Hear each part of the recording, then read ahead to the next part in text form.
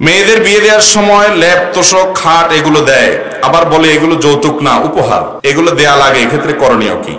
আমি প্রায় বলি, চাঁদাবাজ, ডাকাত এবং দুর্নীতিবাজরা দুর্নীতি করে, খারাপ লোকরা মানুষের টাকা আত্মসাৎ করে, ছিনতাইকারী ছিনতাই করে, এটা বোঝা যায় যে এটা ডাকাত ছিনতাই করছে।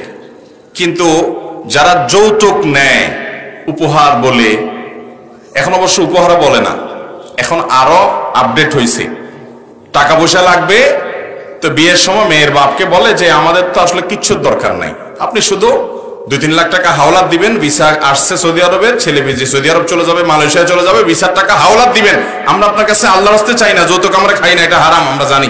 মেয়ের বাপ তার কাছ থেকে আপনি উপহারের নাম দিয়া, হাওলাতের নাম দিয়া বিভিন্ন রকমে যে সমস্ত খাট পালং ফ্রিজ কিনছেন এবং তার কাছ থেকে এগুলো আদায় করছেন, মোটরসাইকেল আদায় করছেন, টেলিভিশন আদায় করছেন, এগুলো সম্পূর্ণ হারাম এবং নাজায়েজ।